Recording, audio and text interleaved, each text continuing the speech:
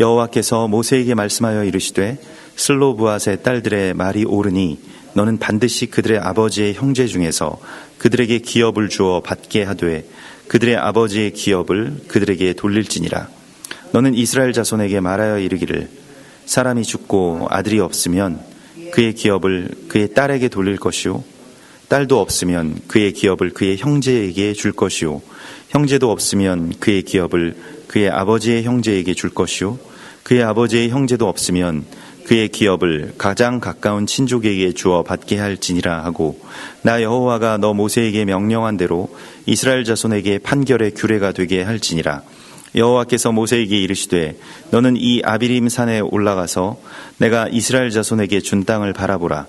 본 후에는 내 형 아론이 돌아간 것 같이 너도 조상에게로 돌아가리니 이는 신광야에서 회중이 분쟁할 때에 너희가 내 명령을 거역하고 그 물가에서 내 거룩함을 그들의 목전에 나타내지 아니하였음이니라.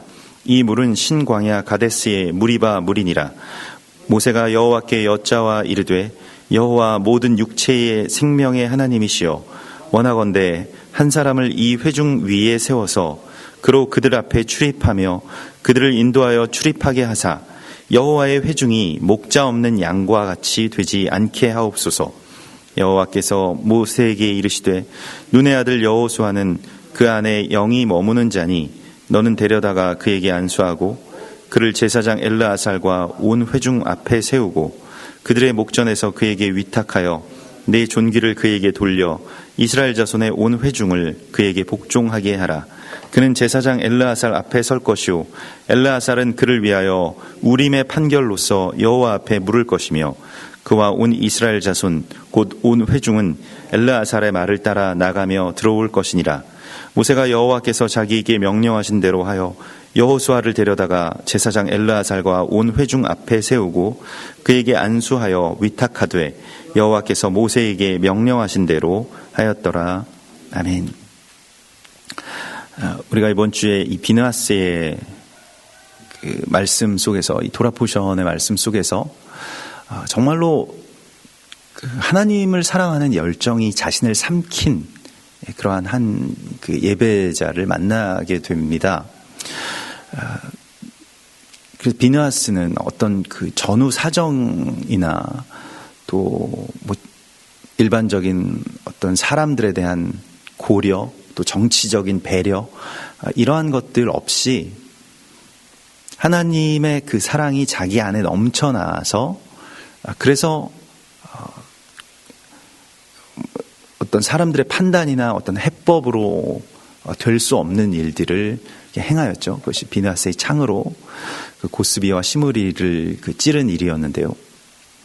이것은 물론 뭐 지금 그 일들이 일어나는 그 사건 속에서는 그러한 모든 것들이 어떤 타인에 대한 뭐 그런 그 사건으로 이렇게 일어날 수 있습니다만은 이 비느하스의 창이라고 하는 것은 그 날카로운 검과 같이 또는 비느하스의 이름처럼 정말 그 뱀의 입과 같이 가장 치명적이고 날카로운 어떤 또 맹독을 갖고 있는 그러한 것으로 자기 자신의 욕망을 소멸하는 그 창으로 찔러 들어가는 데에 그 사랑이 있는 것입니다. 그러니까 하나님의 사랑이 넘쳐나서 그것을 찔러 들어가는 것을 말씀을 하고 있습니다. 물론 뭐 고스비와 시므리라고 하는 어떤 타인을 찌른 그러한 사건이지만은 이 영적인 구도를 보자면 누구에게나 그러한 그 욕망이 있습니다. 그리고 그 욕망이 채워지지 않는 것에 대한 또 연민이 있습니다. 그러니까 우리가 욕망대로 살지 않고 있다라고 한다면 그것이 우리 가운데 때로 뭐 기쁨이 되기도 하지만 또 때로는 내가 어쩌다가 그냥 이렇게 살고 있는가? 내가 뭘 하고 있는 것인가? 내가 왜 이렇게 아무런 그런 이 어떤 그 욕망에 그 만족 없이 이렇게 어쩌다가 이렇게 사는 처지가 되었는가라고 하는 것을 이 광야의 이스라엘 백성들이 생각을 한다는 것입니다. 그들이 항상 비교하는 대상은 문명의 발원지였던 바로 애굽이죠. 애굽에서 그들은 비록 노예였지만 그러나 그 주변의 환경이라고 하는 것은 이 광야와 견줄 수 없는 어떤 그런 문화나 또 혜택이나 이런 것이 있는 것이죠. 그러므로 광야의 자유자가 되는가 아니면 애굽의 노예가 되는가라고 하는 것을 결정하는 것이 결국 우리의 믿음의 여정의 그 지점이라고 할 수 있겠습니다. 이제 뭐 간혹 저도 가끔 아침에 이제 예배 마치고 뭐 닭장에 그 닭들 뭐 배설물들을 이렇게 치우고 뭐 물도 갈아주고 모이도 주고 뭐 텃밭에 잡초들도 조금 뽑고 뭐 이렇게 허리 펴면서 일어나면서 이제 그런 생각이 듭니다. 내가 어쩌다가 여기까지 오게 되었는가 이런 생각이 가끔씩 들거든요. 그러니까 왜냐하면 뭐 그게 저의 처지를 한탄하는 것이 아니라 이렇게 사는 그 스타일을 전혀 생각을 해보지 못했었는데 그렇게 오게 된 것이 참 많이 은혜다 이런 마음을 갖죠. 뭐 그런 그 마음이 들 때 정말 바쁜 어떤 제가 지인 중에 한 명이 있는데 정말 뭐 제가 만난 이후로 그러니까 제가 사역을 시작할 때 그 친구도 이제 세상의 사회생활을 시작했는데 제가 만난 사람 중에 뭐 거의 한두 손가락을 꼽을 정도로 바쁜 그러한 그 분인데 뭐 한 40분 정도 시간이 난다고 이제 교회 이전을 했다는 소식을 듣고 뭐 그 지나가는 길에 이제 그 방문을 했습니다. 그래서 이야기를 하면서 여러 이야기들을 이렇게 듣는데 어떻게 사는지에 대해서 이렇게 제가 물었을 때 정말 한 번도 하루도 쉬지 못하고 계속해서 지난 한 15년, 뭐 20년 뭐 그 정도의 시간들을 너무 그렇게 살아온 거예요. 그래서 왜 그렇게 사는가라고 하는 거에 대해서 제가 물었습니다. 뭘 위해서 그렇게 사는 것이냐 이렇게 물었더니 뭐 그래도 작년에 뭐 얼마를 벌었다 뭐 이런 이야기를 하는 거예요. 그래서 그 얼마를 벌었다라고 하는 것에 그냥 만족하면서 또 살고 또 자신이 그런 일들을 쉬게 되면 그렇게 벌지 못할 것에 대한 어떤 그 막연한 공포가 있더라고요. 그래서 여기에서 이렇게 살면 정말 재밌게 뭐 닭들이랑 또 식물들이랑 재밌게 하루 종일 살고 놀고 책 보고 기도하고 예배해도 돈이 전혀 들지 않는데 물론 뭐 여러 가지 드는 돈들은 있겠지만은 그만큼 바쁘게 살아서 굳이 그렇게 벌지 않아도 살아갈 수 있는데 좀 이런 생활로 이렇게 바뀌는 것에 대해서 한번 깊이 생각해 보라 그런 말을 했습니다. 그래서 적어도 1년은 쉬어야 되지 않겠냐고 제가 그런 말을 했거든요. 왜냐하면 사람이 이 쉬고 또 심심할 때만이 나오는 무언가가 있는데 이제 뭐 그 친구는 그런 뭐 이렇게 예술계 쪽에서 뭐 연출을 하는 그런 친구인데 이제 제가 그런 말을 했습니다. 그 친구가 아주 굉장히 지금도 거기에 대해서 고민을 하고 있는 중인데 예술이라고 하는 것은 심심해야 나오는 건데 다 심심해가지고 모든 예술이 이렇게 시작이 된 거 아니냐고. 근데 그렇게 바빠서 예술이 되겠냐. 뭐 장사꾼밖에 더 되겠냐고 제가 막 그렇게 이야기를 했더니 자기 정말 그런 것 같다고. 그런데도 쉬지 못한다고 그렇게 얘기를 하더라고요. 그래서 그 안타까운 어떤 이 수레바퀴 속으로 이미 들어가 버린 상황에 대해서 빠져나오기가 굉장히 어렵다 이렇게 이야기를 하더라고요. 또 어쨌든 최대한 이 심심한 시간들이 있어야 무언가 새로운 것들이 들어올 수 있다라고 하는 것을 같이 나누었는데요. 오늘 이 슬로보앗의 딸들의 이야기는 아주 굉장히 놀라운, 어떻게 보면 이 토라의 그 전환점이라고도 할 수 있습니다.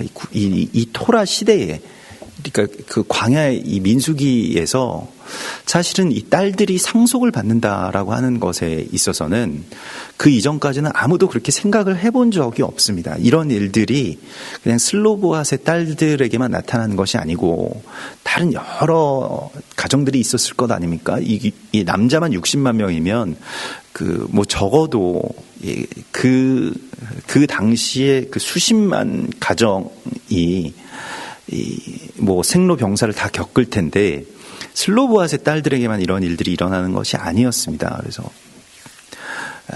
그런데 슬로보앗의 딸들이 우리에게 기업을 상속받게 해달라고 찾아오죠.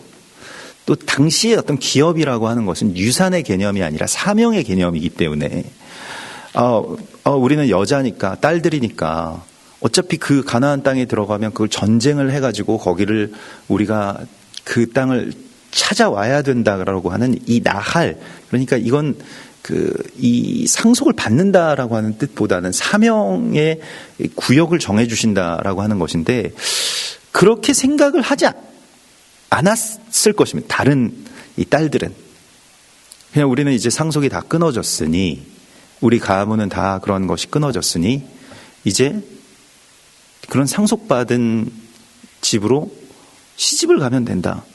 일반적으로 그렇게 생각하지 않습니까? 본인도 그렇고 주변에서도 그렇고. 그러니까 여자들이 기업을 상속받는다라고 하는 개념 자체가 없을 때 슬로보앗의 딸들은 우리 가문이 있고 아버지가 죄 때문에 죽는 것이 아니고 기업을 받을 충분한 자격이 되는데 왜 우리가 받을 수가 없느냐라고 찾아온 겁니다. 굉장히 역사적인 어떠한 이 토라의 역사에서는 굉장한 어떤 분기점을 갖는데, 무엇이냐면 이 기업을 상속받는다라고 하는 것에 있어서 이와 같은 사모함을 가졌다. 슬로보앗의 딸들이 이것을 가졌다라고 하는 것은 정말로 놀라운 믿음이고, 이것이 어제도 우리가 나누었던 것과 같이 비느하스와 같이 이 열정의 믿음이라고 하는 것이요. 그러니까 열정이라고 하는 것을 때로는 열정으로 번역이 되고, 이 카나라고 하는 이 단어는 질투라고도 번역이 될 수 있습니다. 그래서 그러한 정말로 놀라운 사랑으로 말미암아서 자신들의 모든 것이 그냥 그 이전에 가지고 있었던 생각, 관념, 혹은 자신들의 어떤 계획, 또 한계, 이런 걸 완전히 넘어선 자들, 그러니까 그 전에 관습이나 규례 이런 것도 완전히 넘어선 자들을 그 다음 세대의 예배자로, 또 다음 세대의 하나님의 사람들로 보여주시는데, 이것이 바로 비느하스이고 이것이 바로 예슈아입니다. 예슈아께서도 당시에 사람들이 가지고 있었던 어떤 이 관념들, 특별히 어떻게 보면 종교적인 이 토라의 어떤 관습 안에 그렇게 머물러 있었던 사람들에게 굉장히 그것의 경계를 넘어서는 일들을 보여주심으로써 토라의 본질이라고 하는 것이 무엇인지를 아주 분명하게 드러내셨습니다. 토라의 본질은 예수님께서도 그렇게 말씀하셨던 것과 같이 내 마음과 뜻과 힘을 다해서 우리 하나님 여호와를 사랑하는 것이 본질입니다. 그 둘째도 그와 같은 것이기 때문에 그 사랑으로 내 이웃을 내 몸과 같이 사랑하는 것이 토라의 본질이죠. 근데 이 본질을 놓치게 되고, 나중에는 어디에서부터 이 토라라고 하는 것이 시작됐는지를 놓치게 되고, 그냥 단순히 토라를 지키면 천국에 갈 수 있다라고 하는 이게 종교가 남게 됩니다. 근데 그 시대에 예수님께서 오셔서 어떻게 하십니까? 특별히 요한복음 2장에 보면 성전으로 들어가셔서 노끈으로 채찍을 만드시고 양이나 소를 다 성전에서 내쫓으시고 돈 바꾸는 사람들의 돈을 쏟으시고 상을 엎으시고 비둘기 파는 사람들에게 이르시되 이것을 여기서 가져가라, 내 아버지의 집으로 장사하는 집을 만들지 말라 하시니, 제자들이 성경 말씀에 주의 전을 사모하는 열심이 나를 삼키리라 한 것을 기억하더라. 예수님께서 만일 정말로 그 당시에 사람들이 바라는 메시아가 되시기 위해서는 이런 일을 하시면 안 됩니다. 예루살렘에 입성하셨는데 메시아로서 입성하신 것이죠. 당시 이 예루살렘은 많은 메시아들의 데뷔 무대였습니다. 그러니까 메시아가 한 사람만 있는 게 아니고요. 마카비 혁명 이후로 마카비 가문이 혁명을 일으켜서 헬라의 군대를 쫓아내고 성전을 회복했던 그 이후로 예수님 시대, 예수님이 십자가에 돌아가시기까지 한 100여 년 동안은 계속되는 메시아의 시대였습니다. 그러니까 많은 메시아들이 일어나서 자기 추종자들, 세력을 모아가지고 예루살렘에 와서 어떻게 해서든 다윗의 이 왕국, 다윗의 후손들이 왕이 되고 또 레위인들이 세워지고 성전이 회복되고 지금 예수님 시대에서는 특별히 이 로마의 압제로부터 독립하고 또 헤롯 왕이 에돔 사람인 헤롯 왕이 세운 그 성전과 그 구미에 맞게 제사장을 세우는 그러한 일들을 폐하고 아론 계통의 그러한 그 제사장들을 온전하게 세우는 그러한 혁명가를 원했던 것입니다. 그런 혁명가를 메시아라고 불렀던 것입니다. 제자들 가운데서 그렇게 예수님을 정치적인 메시아로 따르는 제자들이 거의 대부분이었죠. 어쩌면 전부라고도 할 수 있겠습니다. 지금 우리가 생각하는 이 메시아라고 하면 온 인류의 구원자로 우리는 그렇게 교회가 받아들이고 있습니다마는 당시에 이스라엘 백성들에게 있어서 메시아라고 하는 것은 미시아흐, 곧 기름 부으심을 받은 왕을 뜻하는 것입니다. 하나님이 세우신 왕이 일어나면 그게 다 메시아인 거예요. 그러면 메시아가 와서 예루살렘에 등장하면 사람들이 좋아하는 일을 해야 됩니다. 사람들이 원하는 것을 내가 해줄 수 있다라고 하는 걸 어필을 해야 됩니다. 이적과 기사를 막 행해야 되고요. 그리고 예전에 저 갈릴리 북쪽 변경에서 했다라고 이렇게 전해지는 그러한 일들을 예루살렘에서도 증명해 보여야 됩니다. 제자들이 그걸 내심 기대했고요. 주변의 사람들이 다 그걸 보러 몰려들었을 때 예수님께서는 노끈으로 채찍을 만드셔서 사람들이 제일 싫어할 만한 일, 그 성전을 깨끗하게 하는 일을 행하셨다는 것입니다. 그러면서 거기에서 제자들이 그것을 보는데 이거는 일반적인 사람들이, 그러니까 사람을 보고 행동하는 많은 사람들이 어떤 권력 욕에서 나와서 자신이 메시아라고 주장했던 사람들이 하는 것과는 굉장히 달랐는데 무엇이냐면 스스로 이제는 메시아이기를 포기하는 것이죠. 지지 세력들을 다 흩어버리시는 것이니까요. 특별히 민중들이 원하는 걸 해줘야 되는데 그 민중들이 원하는 것을 예수님께서 해주시지 않고 오히려 그것을 막 뒤집어 엎으시고 하시니까 사람들이 굉장히 당황하게 됐다라고 하는 것이죠.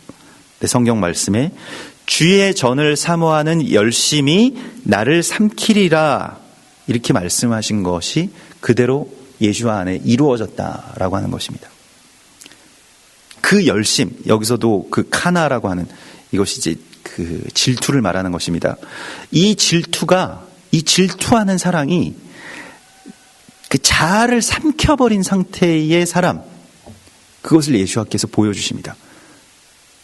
그리고 우리가 비느하스에게서 만나게 되고 또 슬로보아스의 딸들에게서부터 만나게 됩니다.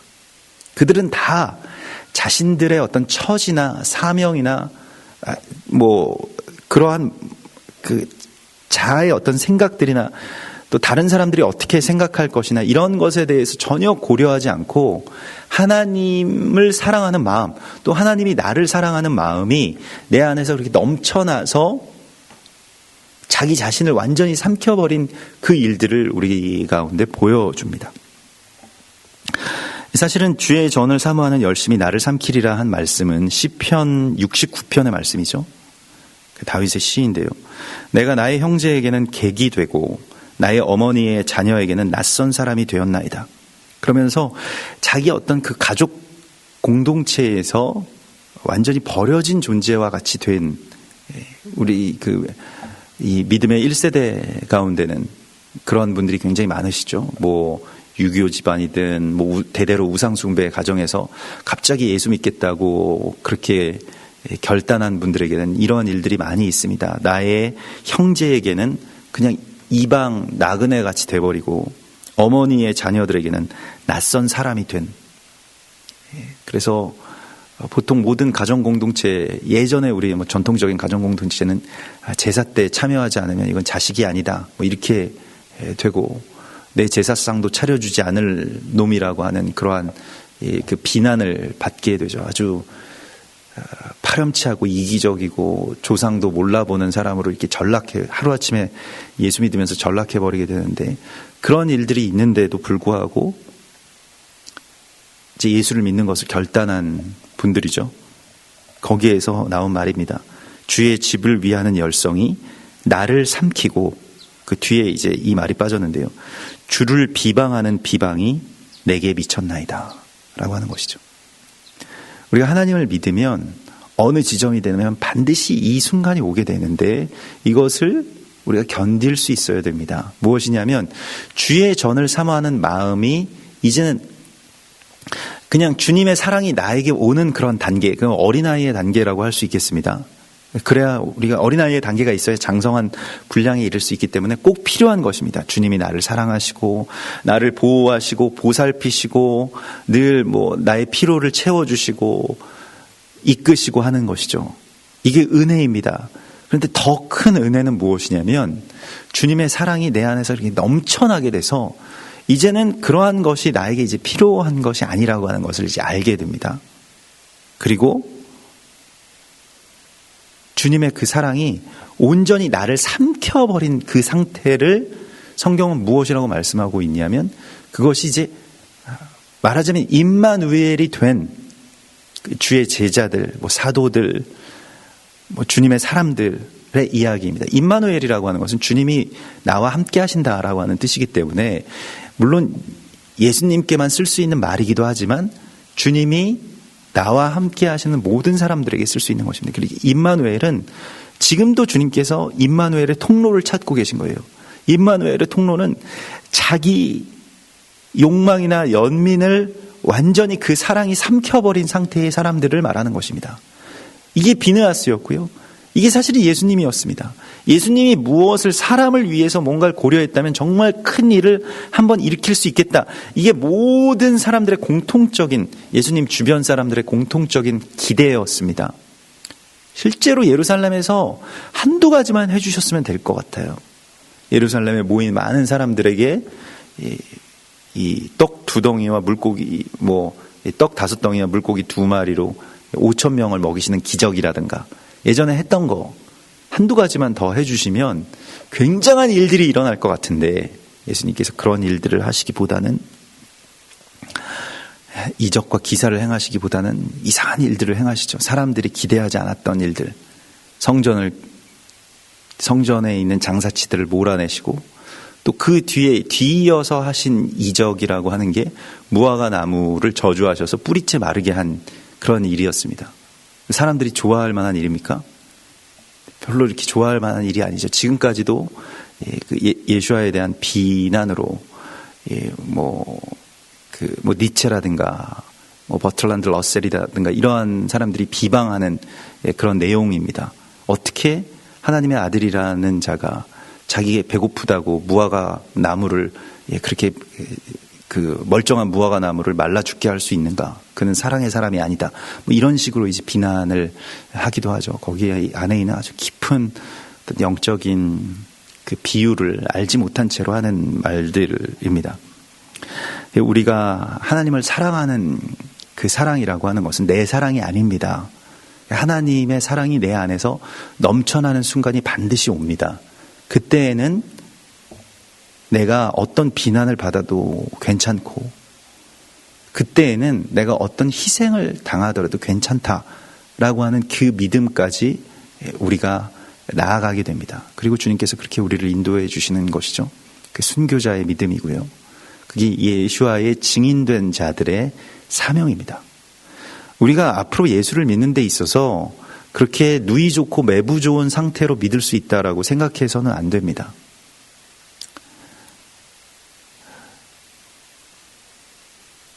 사람을 위하는 길로 계속 가게 되면 결국에 어떤 미묘한 지점에서 하나님을 저버리고 그냥 사람을 위한 하나님을 다시 만들어내게 됩니다. 우리가 이스라엘의 회복, 이 원유맨의 사역을 한다라고 했을 때 저도 처음에 조금 두려웠던 것이 이게 그 장로교 목사로서 이걸 할 수 있느냐라고 하는 것이었고요. 왜냐하면 신학적으로 이 부분에 대해서는 아주 세대주의라든가 아니면 최근에는 이제 신사도 운동 그 계통에서 이스라엘 회복에 대해서 굉장히 좀 강조를 하기 때문에 이 세대주의 종말론이나 신사도주의적인 그러한 사역자로 이게 그냥 바로 낙인이 찍힙니다. 이스라엘 회복에 대해서 관심이 있고 거기에 대해서 내가 헌신을 한다라고 하면 다른 선교 국가는 다 괜찮아도 이스라엘은 안 됩니다. 그래서 또 다른 선교 국가의 하나처럼 이스라엘에 대해서 접근하는 것도 이스라엘과 이방의 교회의 관계에서는 맞는 것이 아니기 때문에 그런 식으로 사람들에게 보여지려고 할 필요도 없는 것이죠. 이제 이 목회자로서 또는 장로교 소속 교회로서 우리가 갈 수 있겠는가라고 할 때에 굉장히 부정적이고 실제로 주변에서들 많이들 이렇게 진심으로 걱정해 주시면서 만류도 많이 해 주셨습니다. 너무 그렇게 치우쳐서 가지 말고 적당하게 하고 사람들한테는 이렇게 감추고 그냥 혼자서 기도하고 그렇게 하시라. 이스라엘 회복이 당장 하루아침에 이루어지는 것도 아니고 강 목사가 하지 않더라도 하나님이 다 하실 텐데 뭘 그걸 그렇게 굳이 그렇게 해서 오해를 받고 이단처럼 되려고 하느냐라고 하는 것이죠. 그게 다 맞는 말씀 드릴 겁니다.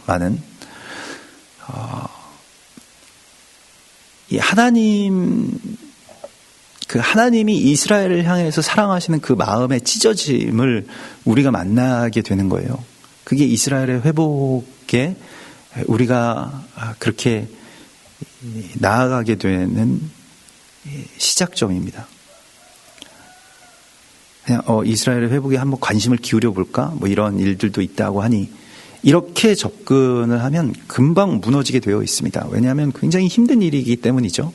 영적으로도 그렇고 실제로 세상적으로도 그렇고 여러 가지 것들을 버려야 되고 또 여러 가지 것들이 많이 어려움 가운데 빠지는 경우도 있게 됩니다. 정말 복된 길이지만은 하나님께서 이 길로 또 하나님의 마음을 하나님의 탄식 소리를 누가 우리를 위해서 저들에게 갈고라고 하는 그 탄식 소리를 우리로 듣게 해주셨는데 그러면 그 탄식 소리에 내가 사랑하는 하나님의 그 탄식에 내가 아무런 반응도 하지 않고 나는 좀 바빠서 나는 이 세상에서 할 일이 많아서 나는 좀 큰 목사를 해야 돼서 좀 안 되겠습니다 라고 할 수는 없지 않겠습니까?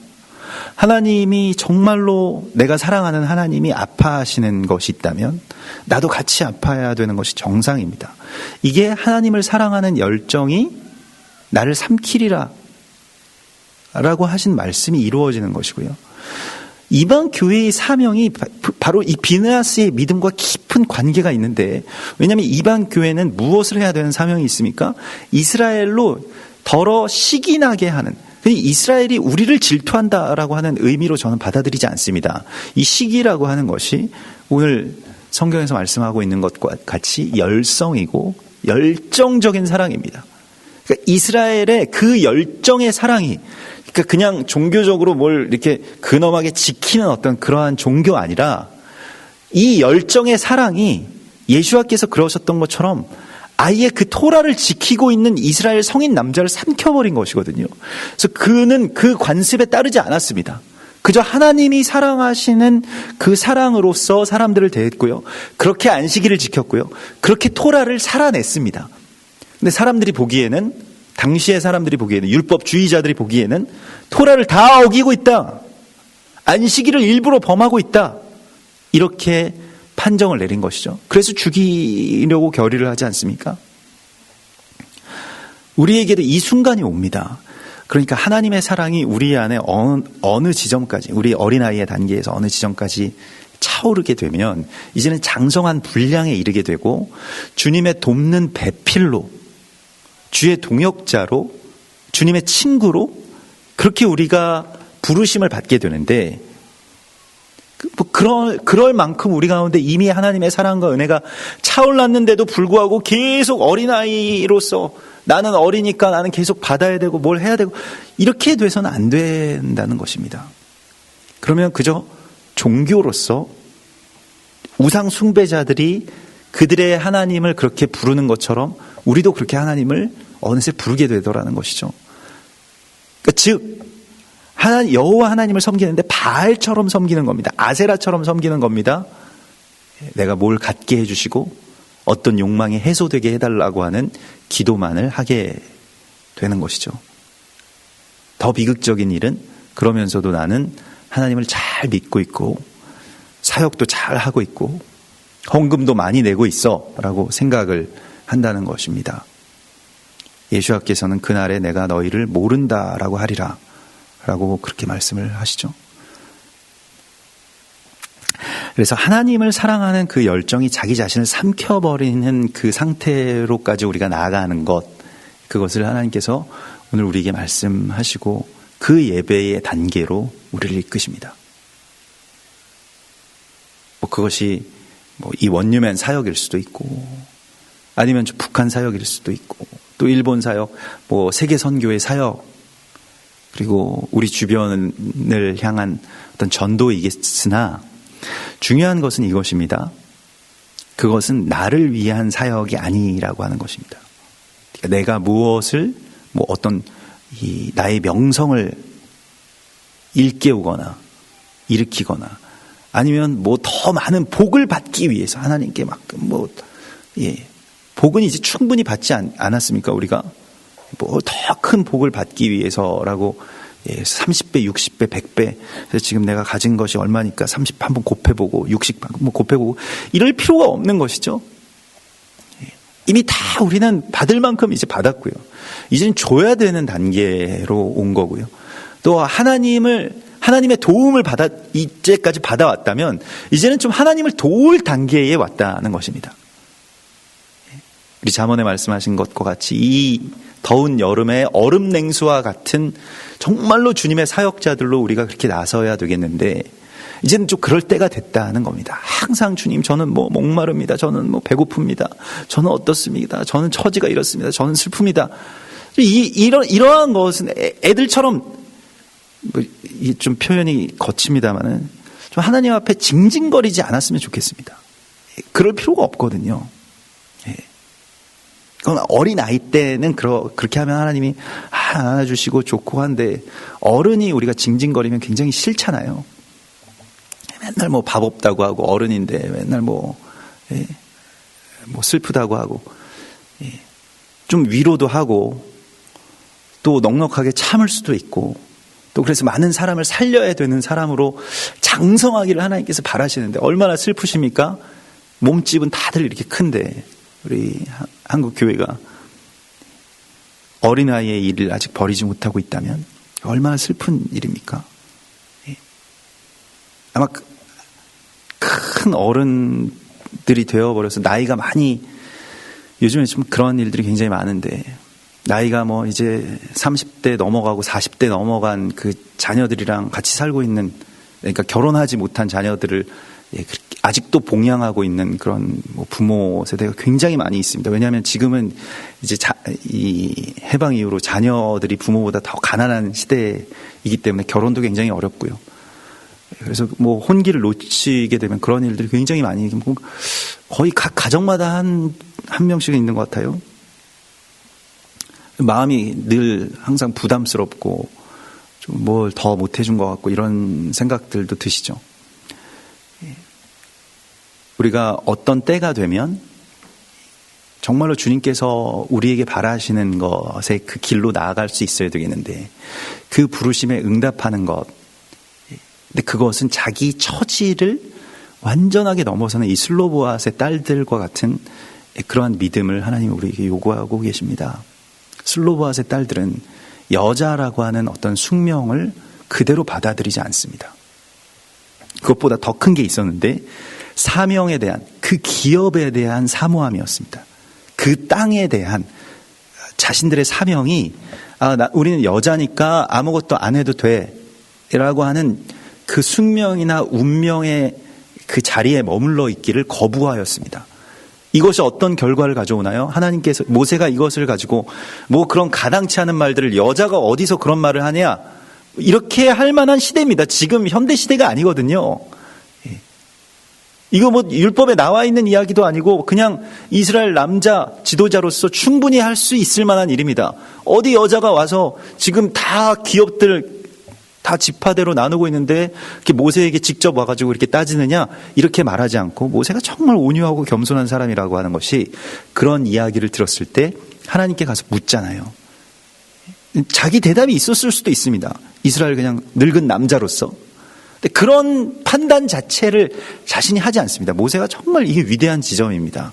하나님 앞에 가서 물었을 때 하나님께서 의외의 답을 주시는데 슬로브앗의 딸들의 말이 옳다라고 말씀하십니다. 이건 깜짝 놀랄 만한 일입니다. 그러면서 그의 기업을 그들에게 돌릴지니라, 이렇게 말씀을 하시죠. 이게 여자가 기업을 상속받을 수 있다라고 하는 판결이 그게 대법원 판결이 나온 것도 우리나라에서도 오래된 역사가 아닙니다. 여자도 딸들에게도 아버지의 어떤 그 기업을 물려주어야 된다라고 하는 그러한 그 이야기가요. 지금은 공평하게 이렇게 나누게 되는 걸로 알고 있습니다만은, 당시 사회에서 여자라고 하는 것은 그냥 시집을 가야 되는 어떤 존재로 치부되었습니다. 이게 몇십 년 전 이야기도 아니고 몇백 년 전 이야기도 아니고 몇천 년 전 이야기잖아요. 그런데 주님께서 이 모든 것들을 너 모세에게 명령한 대로 이스라엘 자손에게 판결의 규례가 되게 할지니라. 판결의 규례, 이 미슈파팀과 후카트를 바꾸어 버립니다. 이거 새겨져 있는 것이고, 이거 이제 여자들은 아예 고려의 대상이 되지 않는 그 이야기들 가운데서 이걸 완전히 뒤집어 엎어버립니다. 그리고 새로운 판결의 규례가 생깁니다. 하나님의 말씀이 살아있다는 지점이 바로 이것입니다. 하나님의 말씀은요, 살아있어서 정말로 능동적으로, 때때로는 어떻게 보면 이렇게 변합니다. 그러니까 변한다라고 하는 것이 변개된다라고 하는 것과는 좀 다릅니다. 그 상황에 하나님께서 하나님의 사랑이 어떻게 작용하시는지에 대해서는 우리가 이건 이렇게 그냥 결정됐어 라고 말할 수가 없는 것이죠. 안식일에 38년 된 병자를 고쳐야 되는 예수와께서 그냥 그를 고치실 때 안식일에는 이런 일들을 하면 안 된다라고 하는 이 후카트, 그러니까 돌로 파서 새긴 그 글이 변하게 되는 겁니다. 사랑이 우선입니다. 항상 하나님의 사랑이 율법이 무엇을 제한한 것을 항상 넘어섭니다. 그걸 삼켜버립니다. 이게 하나님의 사랑입니다. 그러니까 지금 유대인들이 가지고 있는 메시아에 대한 생각 가운데서, 기독교에 대한 생각 가운데서 한 가지 굉장히 공격하는 것이 있는데 삼위일체론입니다. 어떻게 신이 세 존재로 나누어질 수가 있느냐? 성부, 성자, 성령이 어떻게 같을 수가 있느냐? 하나님은 한 분 하나님밖에 없다고 성경에 나와 있는데 그걸 못 넘어서거든요. 그래서 메시아닉 유대인들 가운데서는 삼위일체를 부정하는 유대인들도 굉장히 많이 있습니다. 예수는 믿지만 하나님이 제일 유일신이고 그냥 그의 아들일 뿐이다, 같은 분은 아니다, 이런 교리가 굉장히 많이 있습니다. 삼위일체는 어떻게 보면 논리적으로 이렇게 넘어설 수 있는 교리가 아닙니다. 그렇기 때문에 하나님께서 이 판결의 규례라고 하는 것을 바꾸실 만한 어떤 그러한 일들을 하시는 것을 우리가 오늘 보게 됩니다. 그리고 그러한 열정이 우리 안에도 나의 어떤 삶의 관습을, 또 세상의 어떤 그런 관점들을 집어삼킬 수 있는 그 사랑을 우리 가운데 달라고 구해야 됩니다. 그래야 이 세상을 이길 수 있습니다. 우리는 그냥 이 세상에 길들여지는 노예로서 살아가지 아니하고 세상의 권위와 권세에 그냥 굴복하는 그러한 사람들이 아니라 하나님의 사랑의 열정으로 나 자신이 완전히 삼켜지게 되면 세상이 이제 우리를 감당하지 못하게 됩니다. 세상이 감당하지 못하는 사람이 되어야 세상이 변화될 수가 있습니다. 세상이 그저 우리를 다 통제하고 다루는 그 선 안에서 머물러서 하나님을 교양적으로 믿고 싶고 아무 욕도 먹고 싶지 않고 아무 오해도 받고 싶지 않다? 하나님을 믿는 단계에서 우리가 갖고 있는 어떤 그런 기본적인 생각일 수 있겠으나 오해도 받아야 되고요. 하나님을 향한 비방이 나에게까지 미치는 것을 내가 들어야 됩니다. 그런 일들이 실제로 예전 우리의 믿음의 선배들, 선친들 가운데 있었기 때문에 우리가 믿을 수 있었던 것이죠. 우리에게도 그런 일들이 닥칠 때 우리는 그것을 왜 거부하려고 합니까? 이스라엘 회복 운동에 참여하시는 우리 교회는 교회 전체가 다 거기에 대해서 같이 기도하고 사역하지만 일반적으로 이제 그 전통적인 교회에 출석하시는 분들은 이런 집회에 다녀오시거나 아니면 이스라엘의 회복에 대한 어떤 이 사명을 받으신 분들이 공식적으로 이야기하기가 굉장히 어려우시다고들 합니다. 교회에서 곧바로 제지가 들어오고 그런데 가지 마라. 그거 신사도주의다. 그거 위험한 것이다. 그런 말씀 듣지 마라. 그냥 우리 목사님 말씀만 들어라. 이렇게 되는 거죠. 그래서 참 어려움들을 많이 토로하시는데 그러나 그 자리에서 그분들이 지켜내셔야 또 교회가 점차 이렇게 변화될 수 있는 그런 길들이 열리리라고 믿습니다. 그래서 항상 제가 그런 분들을 뵐 때마다 그 자리에서 지키셔야 된다라고 버텨내시는 게 이 사역에 있어서 굉장히 중요한 일이라고 이렇게 같이 함께 안타까워하면서 말씀을 드리는데요. 오늘 이러한 일들이 다 있을 때에 이제 슬로브앗의 딸들은 기업을 얻게 되고요.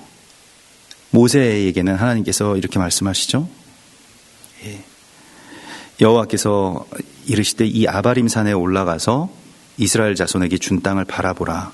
본 후에는 내 형 아론이 돌아간 것 같이 너도 열조에게로 돌아가리라 라고 이렇게 말씀을 하십니다.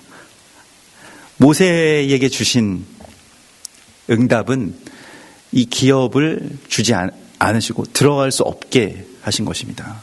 이게 정말 안타까운 일인데 인간적으로는 너무너무 슬픈 일인데요.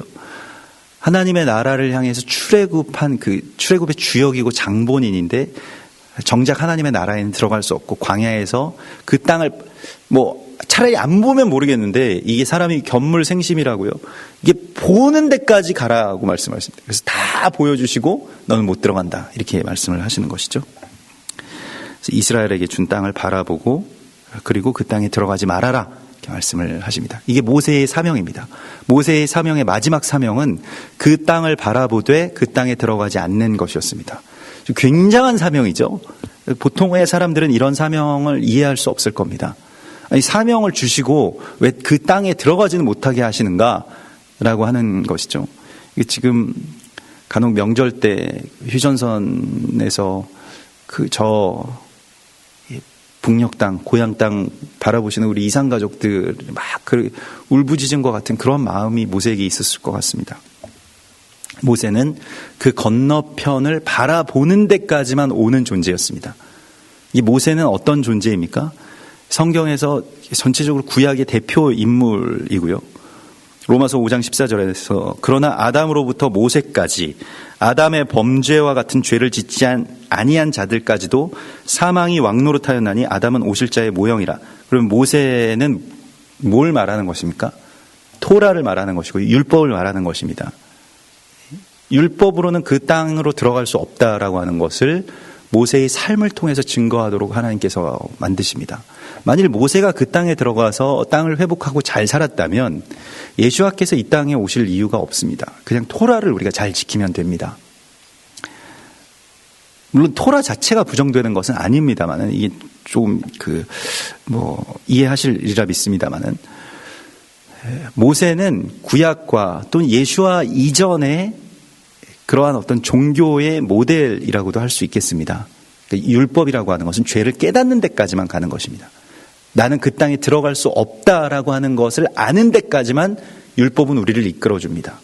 근데 내가 그 땅에 들어갈 수 있는 것은 예슈아로만 말미암아서 들어갈 수 있는 것이죠.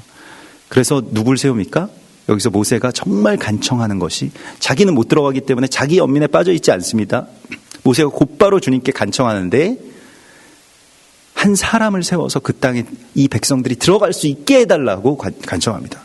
이게 모세의 온유함입니다. 나 못 들어가요? 나 좀 들어가게 좀 해주십시오. 물론 모세가 인간적으로 그런 기도를 한 적은 있습니다만 지금 이 아바림 산에서는 그렇게 기도하지 않습니다. 다만 그는 이 백성이 들어갈 수 있도록, 그러면 나라고 하는 지도자로 같이 못 들어간다라고 한다면 이 백성들을 들어가게 할 수 있는 지도자를, 그 한 사람을 세워주십시오라고 기도했을 때 하나님께서 예슈아라고 하는 이름을 가진, 구약에서 여호수아라고 이렇게 발음이 됩니다. 예슈아라고 하는 이름을 가진 자를 세우라라고 말씀을 하시죠. 눈의 아들 여호수아는 이렇게 말씀하십니다. 그 안에 영이 머무는 자니라고 말씀을 하십니다. 그게 예슈아의 모델입니다. 모세와 여호수아, 모세와 예슈아, 율법과 십자가의 은혜, 이것이 같이 만나게 되는 순간입니다. 이 서로 대적하는 게 아닙니다. 율법은 그래서 끝내 예슈아를 구하게 되어 있습니다. 왜냐하면 율법으로는 그 땅에 들어갈 수 없고 구원을 받을 수 없기 때문에, 그러면 이제 간청해야 됩니다. 그것을 우리가 처절하게 직면하고 깨달았기에 더 간청해야 됩니다. 예슈아가 우리 안에 임하게 해달라고. 근데 우리는 그런 간청에 그런 애통함과 이 아바림산에서 그 땅을 바라보면서 울부짖으면서 기도하는 그런 기도 없이 그냥 다 은혜입니다, 예수 믿으면 행복해집니다 라고 해서 그냥 예수를 믿게 된 경우가 굉장히 많이 있거든요. 다시 시작해야 됩니다. 내가 얼마나 큰 죄인이고 죄인 중에 괴수이고 내가 죽을 수밖에 없고 나라고 하는 존재는 그 땅에 하나님의 나라 천국에 한 발자국도 들어설 수 없는 존재라고 하는 것을 각성하기 전까지는 처음부터 다시 시작해야 됩니다. 율법이 필요가 없는 것이 아닙니다. 그 율법 안에서 우리가 정말 깊이 깨어져야 됩니다. 모세와 같이 그 앞에서 엎드려서 기도하는, 예슈아를 간청하는 그 믿음이 또한 하나님을 향한 열정의 믿음입니다. 자신을 삼켜버린 사람들의 기도를 우리가 오늘 만나게 됩니다. 전혀 자기 연민이 없지 않습니까? 세워달라고 하는 기도를 합니다. 그리고 엘르아사를 세우고요. 다음 세대의 제사장에 이 기름을 붓습니다. 여호수아를 세우고요. 엘리야도 마지막에 이런 사명을 받았죠. 우리도 이 사명이 있어야 될 것입니다. 내가 무엇을 이루겠다라고 하는 그런 그 생각에서 우리가 빠져나오면 아주 굉장히 기쁜 마음이 있습니다. 내가 거기에 가지 못하더라도 내가 나는 거기 보는 데까지만 갈 수 있게 하는 존재라고 할지라도 내 마음에 기쁜 거예요. 왜냐하면 다음 세대가 가면 되니까요. 내가 뭘 하겠다라고 하는 이 자기 중심에서 빠져나오게 되면 이제 하나님의 이야기들을 이해할 수 있게 됩니다. 상속이라고 하는, 이 나할이라고 하는 그 기업을 물려준다라고 하는 것도 정말 큰 기쁨이거든요. 이걸 그대로 이렇게 받아서 이 언약을, 야곱이 그 아들들에게 땅을 다 나눠주고 자기 기업을 다 나눠줄 때 야곱이 땅이 있었습니까? 애굽에 그냥 도망자 노인 신세였던 거예요. 그런데 다 축복하고 너에게는 세겜 땅까지 나눠준다라고 하고 다 그렇게 분배해 주지 않습니까? 마찬가지로 모세도 지금 이스라엘 백성들이 땅이 있습니까? 광야에서 지금 어떻게 보면 장난하는 것 같이 느껴지죠. 땅도 없고 이길 힘도 없으면서 여기 다 나누어가지고 제비 뽑아서 다 당신들에게 나눠주고, 또 어떤 사람들은, 또 어떤 여자들은 찾아와서 우리들에게 왜 안 주냐고 이야기하고. 근데 그 사명, 하나님의 그 땅을 향하신 사랑이 그들 안에서 이렇게 넘쳐나서 자기들의 처지나 상황이나 환경을 생각하지 않고 지금 그것만 보이는 거예요. 얼마나 큰 사랑인지 모르겠습니다. 이런 사랑의 열정이 우리를 이끌어 주시기를 소망합니다. 우리 같이 기도하겠습니다. 우리 이 시간 주님 바라보시면서 주님이 우리에게 주신, 줄로 재어주신 그 구역의 아름다움을, 또 그것을 사모하는 마음으로 우리 같이 기도하고, 또 슬로보앗의 딸들처럼 나의 처지나 운명을 그렇게 뚫고 나아가는 사랑의 열정이 우리 가운데 있게 해달라고, 또 침노하는 그 사랑의 열정이 우리 가운데 있게 해달라고 우리 소망하면서 같이 기도하겠습니다. 할렐루야. 주여 감사합니다. 주여 찬송합니다. 주여 로아스카라벨레케로 아라바스토아. 아버지요 레스티나 말라카바스코아스카나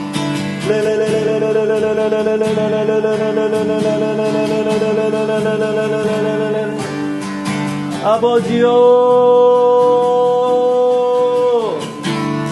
레와스카라벨레케로 아라바스토아스토아스토아스토아스토아스.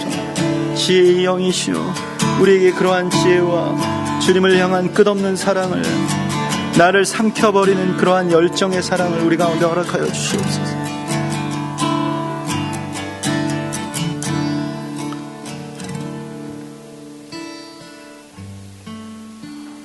오 주님, 참으로 우리에게도 그러한 뜨거운 사랑을 허락하여 주시옵소서.